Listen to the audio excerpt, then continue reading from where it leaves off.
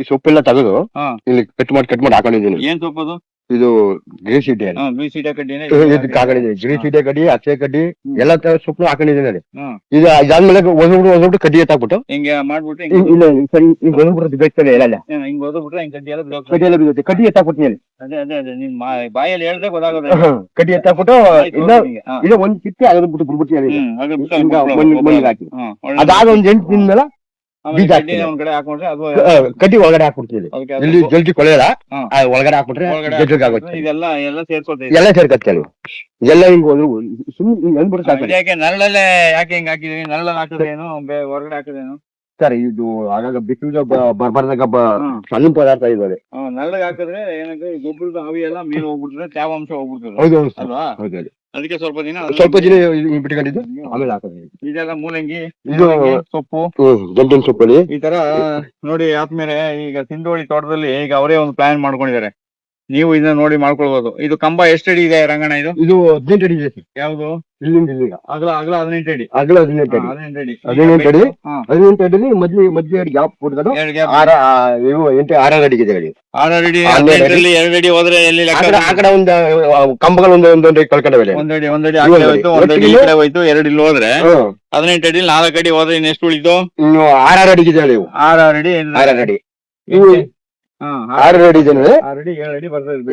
6 ಅಡಿ. ಈಗ ಇದರಲ್ಲಿ ಇದು ಹಾಕೊಂಡಿದ್ದೀರಿ ಯಾವ್ದು? ಮೂಲಂಗಿ. ಒಂದು ಮೂಲಂಗಿ ಕಿತ್ ನೋಡಿ ನೋಡೋಣ, ಕೇಳಿ ನೋಡೋಣ ಹೆಂಗ್ ಬರ್ತದೆ ಅಂತ. ನೋಡಿ, ಈ ಮೂಲಂಗಿನೇ ನಿಮ್ದು ಒರಿಜಿನಲ್ ಮೂಲಂಗಿ. ಮಾರ್ಕೆಟ್ ಅಲ್ಲಿ ಸಿಗ್ತಾರಲ್ಲ ದೊಡ್ಡದು ಎಲ್ಲ ಕೆಮಿಕಲ್ ಹಾಕ್ಬಿಟ್ಟು ಗೊಬ್ಬರ ಹಾಕ್ಬಿಟ್ಟು ಮಾಡ್ತಾರೆ. ಇದು ನಿಜವಾದ ಮೂಲಂಗಿ. ಮತ್ತೆ ಇದೆಲ್ಲ ನಿಮ್ಗೆ ಸತ್ವಭರಿತವಾಗಿ ಸಿಕ್ಕೋದು. ನೀವು ಮನೆಯವ್ರು ತಿನ್ಬೇಕು, ನೀವು ಬದುಕಬೇಕು ಅಂದ್ರೆ ಇದನ್ನೆಲ್ಲ ನೀವು ಮಾಡಿ ಬಳಸ್ಕೋಬೇಕು. ಇಲ್ದಿದ್ರೆ ಬೇರೆಯವ್ರನ್ನ ದೂಷಣೆ ಮಾಡೋ ಅಂತ ಅವಕಾಶಗಳಿಲ್ಲ. ಇದು ಬೀಟ್ರೂಟಾ? Beetroot sir. ಬೀಟ್ರೂಟ್ ಇನ್ನು ಬರ್ಬೇಕಷ್ಟೇ. ಬರ್ಬೇಕು ಸರ್ ಅದು. ನೋಡಿ ಆದ್ಮೇಲೆ ನೀವು ಮಾರ್ಕೆಟ್ ಅಲ್ಲಿ ಹೋಗ್ಬಿಟ್ಟು ಉದ್ದ ಇರ್ಬೇಕು, ಕಲರು ಫಿಗರು 2 ನೋಡ್ತೀರಿ ಅಲ್ಲ. ಇದು ಈ ತರ ಸೊಟ್ ಆಗಿರ್ಬೇಕು. ಇದರಲ್ಲಿ ಎಲ್ಲಾ ತರದ ಪೋಷಕಾಂಶಗಳು ಇರ್ತವೆ. ಯಾಕಂತಂದ್ರೆ ಇಲ್ಲಿ ಯಾವುದೇ ಕೀಟನಾಶಕ, ಕಳೆನಾಶಕ, ರಸಗೊಬ್ಬರ ಬಳಸಿಲ್ಲ. ಮತ್ತೆ ಯಾವುದೇ ಕೆಮಿಕಲ್ ಇಲ್ಲಿ ಟಚ್ ಆಗಿಲ್ಲ. ಅದರಿಂದ ಏನಾಗ್ತದೆ, ನಿಮ್ಗೆ ಮೂಲಂಗಿ ಇಷ್ಟೇ ಸೊಟ್ಟೋಗಿ ಬರೋದು. ಇದು ಕ್ರಮೇಣ ನಾವು ಗೊಬ್ಬರ ಆಗ್ತಾ ಅಂತ ನಾನು ಗೊಬ್ಬರ ಆಗ್ತಾ ಅದು ಮಾಮೂಲಿ ಸೈಜ್ಗೆ ಬರ್ತದೆ. ಆರಂಭದಲ್ಲಿ ಇದು ಈ ತರನೇ ಇರೋದು. ಆಮೇಲೆ ನಿಧಾನದಲ್ಲಿ ಅದು ಡೆವಲಪ್ ಆಗ್ತದೆ. ಅದಾಯ್ತು. ಇದು ನುಗ್ಗೆ. ಆಮೇಲೆ ಇಲ್ಲೇನ್ ಹಾಕಿದೀವಿ? ಇಲ್ಲಿ ಸರ್ ಇದು ದಂಟು, ಪಾಲಕು, ನೋಡಿ ಎಲ್ಲಾ ತರದ ಐಟಮ್ ಸ್ವಲ್ಪ ಹಾಕ್ತಾ ಇದ್ದೀವಿ. ಮಣ್ಣು ಕೆಂಪು ಮಣ್ಣು ಹಾಕಿದ್ರೆ ಬಹಳ ಸ್ಮೂತ್ ಆಗಿದೆ ನೋಡಿ ಮಣ್ಣು.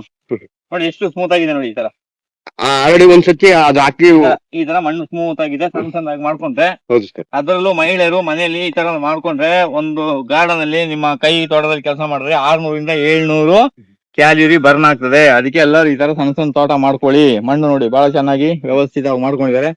ಇದಕ್ಕೆ ಬೇಕಾಗಿದ್ದ ತರಕಾರಿಗಳನ್ನ ಇಲ್ಲಿ ಬೆಳ್ಕೊಳ್ಬಹುದು. ಆಮೇಲೆ ನೋಡಿ ಇಲ್ಲೆಲ್ಲ ಬದನೆ ಗಿಡ ಹಾಕಿದ್ದಾರೆ. ಇದಕ್ಕೆಲ್ಲ ಬದನೆಗೆ ನೀರ್ ಕಮ್ಮಿ ಸಾಕಲ್ವಾ ರಂಗಣ್ಣ? ನೀರು ಸಾಕು ಸರ್, ಕಮ್ಮಿ. ಮಳೆಗಾಲದಲ್ಲಿ ಬೇಕೇ ಆಗಿಲ್ಲ ಸರ್. ಮಳೆಗಾಲದಲ್ಲಿ ಬೇಗ 20 ಗಿಡ ಹಾಕೊಂಡ್ರು ಸಾಕು. ನೀವು ಬದನೆಕಾಯಿ ಬೇಕಾದಷ್ಟು ಬದನೆಕಾಯಿ ನಿಮ್ಗೆ ಇಲ್ಲಿ ಬೆಳಿತೀವಿ. ಈ ತರ ಜಾಗ ವೇಸ್ಟ್ ಮಾಡ್ದಂಗೆ ಅಲ್ಲಲ್ಲಿ ಒಂದು 10 ಲೈನ್ ಹಾಕೊಂಡ್ರೆ ಚೆನ್ನಾಗಿ ಬರ್ತದೆ. ಆಮೇಲೆ ಇಲ್ಲಿ ಕಬ್ಬು ಹಾಕೊಂಡಿದ್ದಾರೆ ನೋಡಿ. ಇಲ್ಲಿ ಕಬ್ಬು ಇದೆ. ಇದು ಇದು ನೋಡಿ, ಇದು ಮಾಗನಿ. ಈಗ 1 ವರ್ಷ ಆಯ್ತು ನೋಡಿ. ಮಾಗನಿ ಯಾವ ಹೈಟ್ ಅಲ್ಲಿ ಹೋಗಿದೆ ನೋಡಿ. ಇನ್ನು ಒಳ್ಳೆ ಸಮೃದ್ಧಿಯಾಗಿ ಹೋಗಿದೆ. ಆಮೇಲೆ ಇಲ್ಲಿ ಜಟ್ರೋಪಾನು ಚೆನ್ನಾಗಿ ಬಂದಿದೆ. SBM ಲೈನ್ ನಲ್ಲಿ ಲಾವಂಚ ಇದೆಲ್ಲ ಇನ್ನು. ಈಗ ನೀವು ಅಲ್ಲೆಲ್ಲ ಅಲ್ಲಿ ಸೊಪ್ಪು ಕೇಳ್ತೀರಲ್ವಾ, ಇಲ್ಲೇ ಕುಯ್ಕೋಬಹುದು. ಈಗ ನೀವು ಇಲ್ಲಿ ಕುಯ್ಕೋಬಹುದು.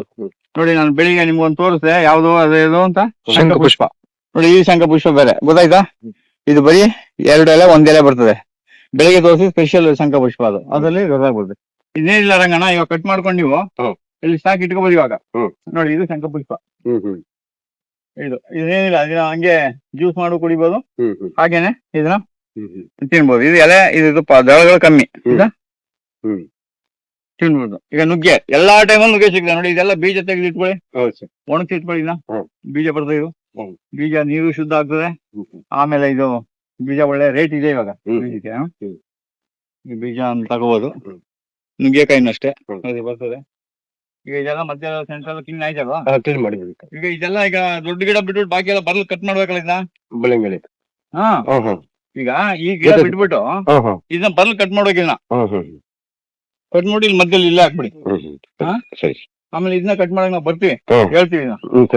ಇದನ್ನ ಕಟ್ ಮಾಡಕ್ ಹೇಳ್ತೀವಿ. ಇದನ್ನ ಈಗ ಕಟ್ ಮಾಡೋದು ಬೇಡ, ನೀವು ಇದನ್ನ ಕಟ್ ಮಾಡ್ಕೊಂಡು ಇಲ್ಲಿ ಹಾಕೊಂಡ್ಬಿಡಿ.